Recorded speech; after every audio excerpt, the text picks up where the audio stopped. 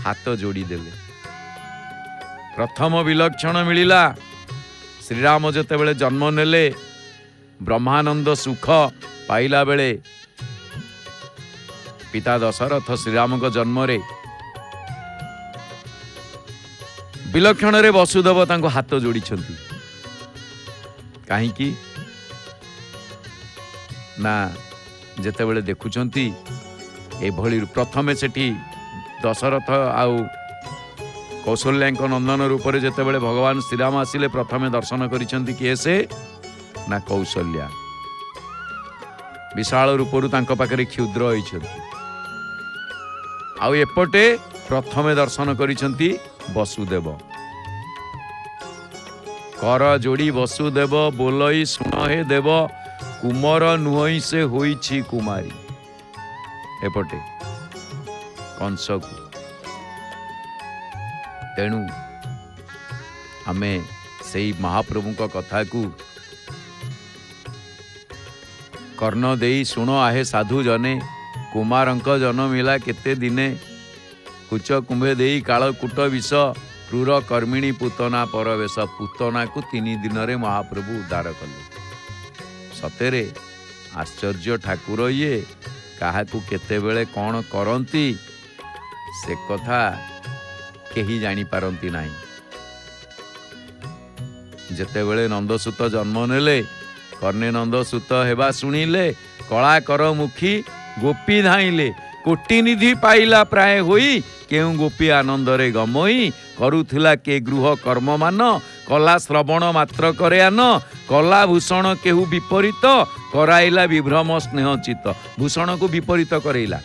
ये भल कथा भक्त कवि दीन कृष्ण लिखिं भूषण को विपरीत करैला। भूषण को विपरीत कला माने सिंथिकी जदि लगौला मथारे ताकू लगैलाणी कानरे कानरे जदि झुमुका लगौछि ताकू नहीं खोसिलाणी मुंडरे। तेणु एठी भूषण को विपरीत पाउजी के नहीं कि बेकरे करुथिला के कुंतल मार्जन कराइला उचाट तावर्जन केशरंजनी करे धर करी करिबर गति देला विस्तारी कांत कोल विष हैला काहाकू करिबारु आश्रय उत्साह को करुथिला केकांत संगे लीला काल मात्र के ताहा कला हेला केते रूपे धाइले गोपवाली के कहिब बा ता मने भाली के स्वामीर सस्नेह आलिंगन मने करी कि पानिया चलैला।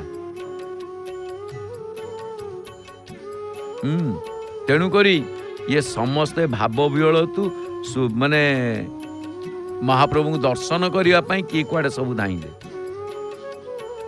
कोटिनिधि पाइला परी समस्त मन आनंद हो गला। किए घर कार्य करुला काम धंदा छाड़ी धाइला कार कहा आखिरे आनंद रे चित्त विभ्रम घटिला। तेणु किए मुंडरे केश सजाड़ुला मनरे उचाट आसबारु ताकू छाड़िला किए मुंड घसा किए पानिया हाथ में धरिकी सेमिति दौड़िला। तेणु एमिति गोप माने सबू जेमिति मेघ कोଳରେ बिजुली जेमिति झटके गोपी माने चतुर्दिगरु झटकी आसिले केवल तांको दर्शन करिया पई। आओ कला धौत लता पवन रे हली हली सुंदर दिसे सेमिति गोपी माने चालिला बेले भारी सुंदर देखा जाउथिले। तेणु महाप्रभुंकर रूप आउ महाप्रभुंकर लीला महाप्रभुंकर नीति महाप्रभुंकर रीति महाप्रभुंकर प्रीति समस्त आनंद वर्धित करिथाए। आपण आश्चर्यर कथा देखिए 6 ऋतु महाप्रभु को निर्देश रे प्रवाहित। जदियो ऋतु सम्राट बसंत कहा जाए ऋतु सम्राट बसंत विदाय नहीं ग्रीष्मर प्रवाह आसीछि। ग्रीष्मर प्रभाव रे वर्षार सृष्टि हुए केड़े सुंदर फूलमाला ग्रीष्मर प्रभाव रे वर्षा सृष्टि हुए। जदि आपण देखिबे आजिर विषय वस्तु भल अच्छी वर्षा बसंत वैशाख आम ये प्रथमे वर्षा रखिले ବର୍ଷା ଚାତୁର୍ମାସ୍ୟ ବିଧିରେ ପାଳନ କରାଯାଏ ବର୍ଷା ଋତୁଟିକୁ ଚାତୁର୍ମାସ୍ୟ। ଆଉ ସେଇ ବର୍ଷା ଋତୁରେ କାରଣ ମଞ୍ଚ ସ୍ନାନ ସ୍ନାନ ଯାତ୍ରା ଆଦ୍ୟ ଯାତ୍ରା ହେଲା ବେଳେ ଜ୍ୟେଷ୍ଠ ଆଦ୍ୟ ଯାତ୍ରା, ତେଣୁ ତାର ପ୍ରଥମ ଯାହାକି ବର୍ଷା। ଆଉ ଏ ବର୍ଷା ଋତୁରେ ମହାପ୍ରଭୁଙ୍କର ପ୍ରାବୃଟ ରାସ, ପୁଣି ବର୍ଷା ଆଣିଥାଏ କ'ଣ ପାଇଁ ନା ବୈଶାଖ ଯୋଗୁଁ ବର୍ଷା ହେଇଥାଏ। ଯଦି ବୈଶାଖ ନାହିଁ ତାହେଲେ ବର୍ଷା ନାହିଁ, ଆଉ ଯଦି ବର୍ଷା ନାହିଁ ତାହେଲେ ବସନ୍ତ ନାହିଁ। ଏମାନେ ପରିପୂରକ। ଆପଣ କହିବେ ଆଜ୍ଞା ଇଏ କ'ଣ କଥା ହେଉଛି, ବର୍ଷା ନାହିଁ ବସନ୍ତ ନାହିଁ, ବସନ୍ତ ନାହିଁ ବୈଶାଖ ନାହିଁ, ଇଏ କ'ଣ ଆଜ୍ଞା? ହଁ, ବୈଶାଖ ନହେଲେ ଆପଣ ଭଲ ଭାବେ ଦେଖୁନାହାନ୍ତି ବର୍ଣ୍ଣନାରେ, ବର୍ଷାରେ ଆଷାଢ଼ ଶ୍ରାବଣ ମେଘ ବରଷେ ଘନ ଘନ। ମେଘ ପ୍ରବଳ ବର୍ଷା ହୁଏ, ଧରିତ୍ରୀ କର୍ଦ୍ଦମାକ୍ତ ହୁଏ, ଆର୍ଦ୍ର ହୁଏ, ଫସଲ ହୁଏ। ତାପରେ ମହାପ୍ରଭୁଙ୍କର ସେ ବର୍ଷା ଋତୁରେ ବହୁତ ଗୁଡ଼ିଏ ଲୀଳା ଅଛି। ଯଦିଓ ଯାତ୍ରା ଦେଖାଯାଏନି, ତା ଭିତରେ ପୁଣି ମହାପ୍ରଭୁଙ୍କର ଶୟନ ଯାତ୍ରା ବର୍ଷା ଋତୁରେ, ଆଷାଢ଼ ଗୁଣ୍ଡିଚା ଯାତ୍ରା ବର୍ଷା ଋତୁରେ, ଆଷାଢ଼ ଶ୍ରାବଣ, ତାପରେ ମହାପ୍ରଭୁଙ୍କର ଚାତୁର୍ମାସ୍ୟ ନ୍ୟାୟରେ ପାର୍ଶ୍ୱ ପରିବର୍ତ୍ତନ ଯାତ୍ରା ବର୍ଷା ସମୟ ଥାଏ, ପୁଣି ନବରାତ୍ରି, ତାପରେ ଯାତ୍ରା ନଥିଲେ ମଧ୍ୟ ନବରାତ୍ରିର ବିଷୟରେ ବେଳେବେଳେ ଆଶ୍ୱିନ ମାସ ଦଶହରା ବର୍ଷା ହୁଏ ଚାତୁର୍ମାସ୍ୟ ବିଧିରେ, 4 ମାସ କଥା। ତେଣୁ ବର୍ଷା 4, ଖରା 4, ଶୀତ 4। ସେ ଶୀତ ଭିତରେ କ'ଣ ବସନ୍ତ ଆସିଥାଏ, ଆଉ ଏପଟେ ବର୍ଷା ଭିତରେ ଶରତ ଅତିକ୍ରମ କରିଥାଏ। ତ ଶରତ ଆଉ ହେମନ୍ତର ଇଏ ମଧ୍ୟ।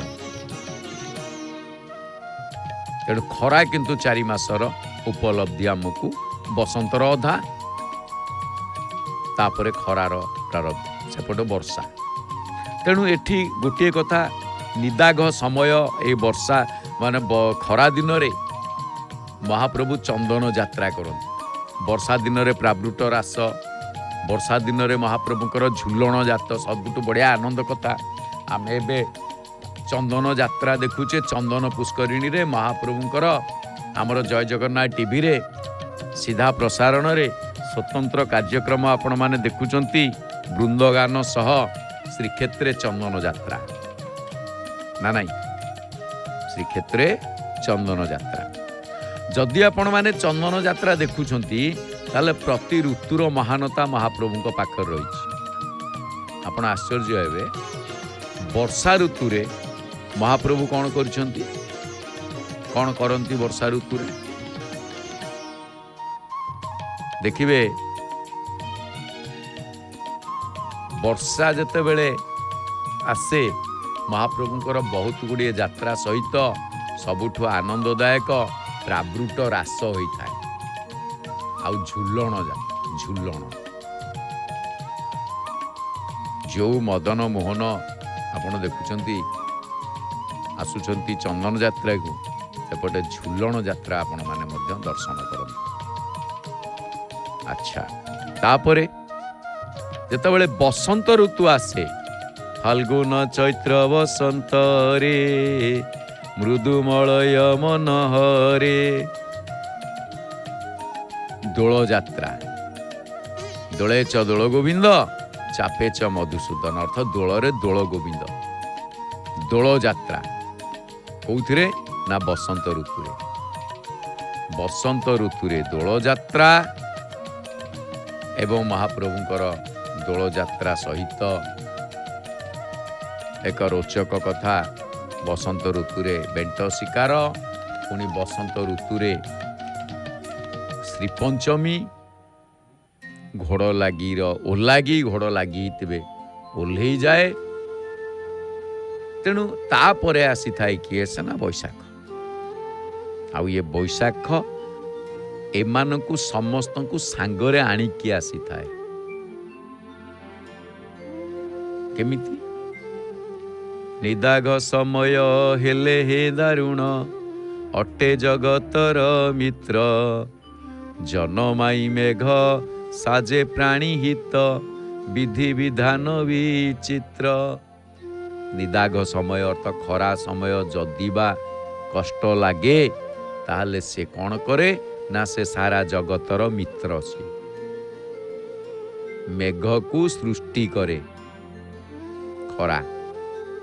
ତେଣୁ ଏ ବିଧିର ବିଧାନ ବଡ଼ ବିଚିତ୍ର। ଆଉ ସେ ବିଚିତ୍ରମୟ କରିତ୍କର୍ମା ଠାକୁର ହେଉଛନ୍ତି ମହାପ୍ରଭୁ ଶ୍ରୀ ଜଗନ୍ନାଥ।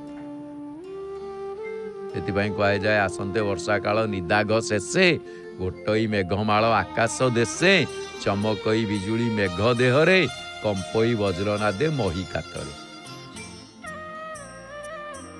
ତେଣୁ ଏଠି ଗୋଟିଏ ଜିନିଷ ଦେଖିବେ, ଆଷାଢ଼ ମାସଟି ପ୍ରଭୁଙ୍କର